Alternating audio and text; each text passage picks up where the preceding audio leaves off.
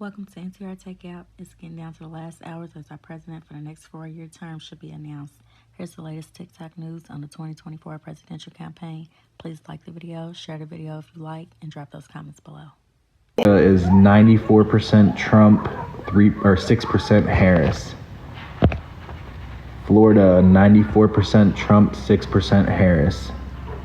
Guys, you guys are crushing the donuts. You guys are crushing the donuts. Let's keep going with the donuts. Let's keep going. Let's see if we can crush this donut goal.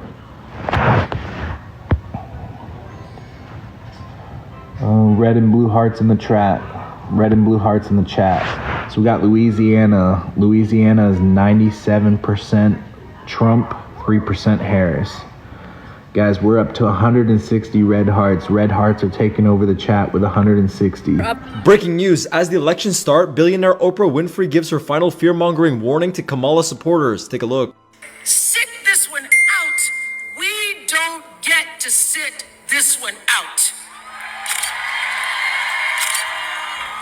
If we don't show up tomorrow, it is entirely possible that we will not have the opportunity to ever cast a ballot again. Join me on X for more updates. I hate even saying this, but I feel like I have to. Real Clear Politics now predicting that Trump is going to be the projected winner of the 2024 presidential election, taking back the White House. This data includes Sunday's polling as well. Now keep in mind, anything can happen. We've seen this be entirely false. Stay in line.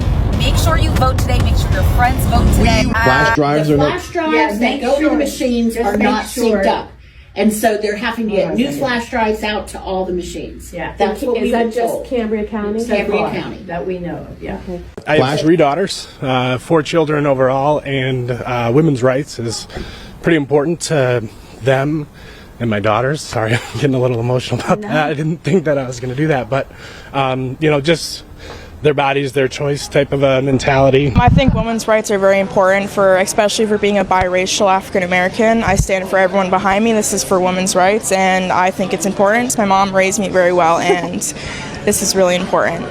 16 electoral votes are up for grabs. That state had record early voting turnout. The race in 2020 was so close, former President Donald Trump ended up facing criminal charges after allegedly trying to pressure officials to change the outcome. Polls just opened here. Secretary of State Brad Raffensperger predicts we'll see about another 1 million voters turn out today. That is on top of 4 million people who voted early. Raffensperger is trying to reassure voters that this election will be secure. Of course, Georgia was ground zero for election fraud claims in 2020 when then President Trump urged him to find votes after he lost the state by less than 12,000 votes. Much of the attention was on Fulton County, which has made significant investments over the last 4 years. We toured the new $30 million election hub where votes will be tabulated tonight, which is a vast change from 2020 when they were counted at a local arena. About 1,800 poll workers have been trained and will be on the job, and each polling location will get extra security. Now, even though it took several days to call the race here in Georgia 4 years ago, election officials believe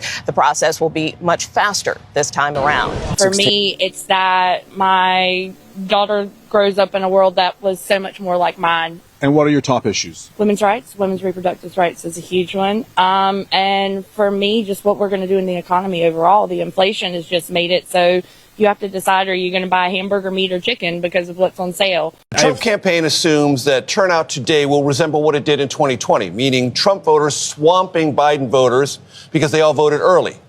The Harris campaign does not believe that's what's going to happen. They believe they're going to have a robust, and they're going to basically have a one-on-one mobilization effort, almost one canvasser for one voter in all the battleground states to have high day of turnout. If that is true, that will augur well for Harris. If not, it's going to be a Trump night. I want to ask you about what we're seeing in the blue wall in the upper Midwest. Sure. It looks interesting to me based on that poll. And I know that we don't do this every single day, but you do. That poll that came out in Iowa, what does that mean for the upper Midwest? Good question. The Iowa poll had Harris up 3. I don't know if Harris is up 3. I know this. For her to win Wisconsin, Michigan, and Pennsylvania, she does not need to be up 3 in Iowa. She lost Iowa President Biden lost Iowa by 8.5 points. If Harris is within 3 or 4 of Donald Trump in Iowa, that probably indicates that like-minded voters, probably older women and younger women, are moving in her direction. That would flow through Michigan, Pennsylvania, and Wisconsin. So the Iowa poll may be a signal of something that is happening that is yet to be detected in other polls. The only thing I would say about that Iowa poll is it detected things about Trump in 2016 and 2020 that other polls didn't and was ahead of the curve. We got some really good updates. The turnout for President Trump right now in some of these swing states is off the charts. Let's start with Georgia, where lines in for South County, one of the red counties that President Trump has to win big. We understand that voting is breaking a record. It's off the charts. So you got a great turnout there, as well as some of the other red counties in Georgia, some of the biggest red areas. The game day voting line is bigger than it's ever been. So that's number one. Let's go to Arizona, where today, as of 11 a.m., they're tracking everybody that comes in, whether they're a registered Republican or Democrat casting a ballot. Now, obviously, you don't know who they voted for. Democrats could be voting for Trump, Republicans could be voting for Harris, but if you just go by party affiliation, get this this is at 11 a.m. Eastern Time, Arizona, just about an hour ago. As of 11 a.m. in Maricopa County, this is the biggest county, represents half the state. It's the swing county, got to win that to win. Out of 39,000 votes that's been cast so far that are affiliated, right? These are affiliated voters. The non-affiliated, we have no idea what they're doing, but from the affiliated voters, 39,000 have voted Republican.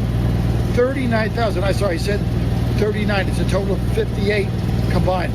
39,000 voters are Republicans, 19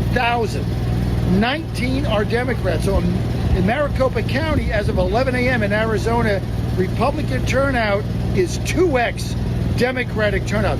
This is turning into a rout, folks. So I just went and voted, and the lady asked me my name. I had to spell it for her like 4 times because she couldn't understand there was no E in my name. Didn't say an E at all. Asked me what my first name was, and then flipped the screen over to ask me if my address was correct and I had to sign. Never asked to see my ID. Like, how does this woman know that I am who I say I am to vote in this election? My sister easily could have went and said my name and my address and assigned my name, and she could have voted under my name, and nobody would have batted an eye. No one ever checked my ID to say I'm the person I say I am. So anybody can go and say a name and the correct address, sign, and they'll let them cast any freaking vote they want, which is ridiculous. This election's messed up. Sorry.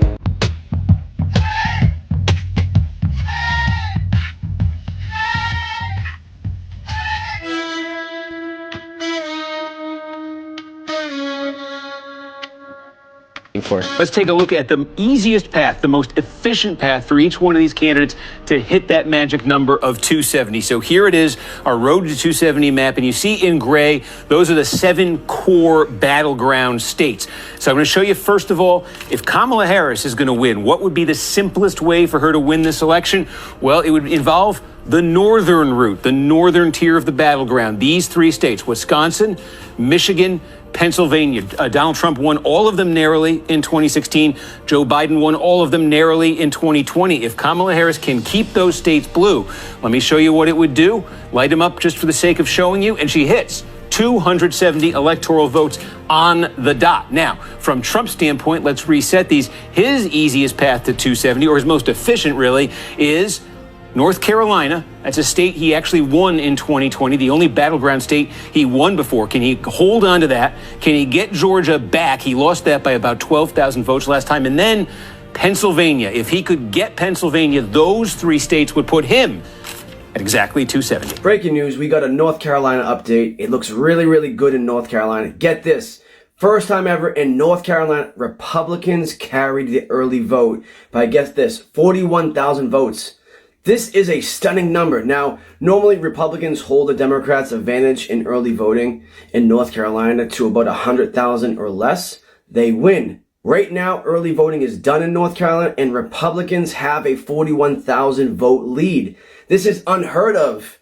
That's a 150,000 vote swing. And we're getting reports in North Carolina that the heavily blue areas where they need to turn out, Raleigh, for example, Charlotte, there's average lines. So here's what else is happening in the red areas, okay? The red areas of North Carolina. Turnouts are off the charts.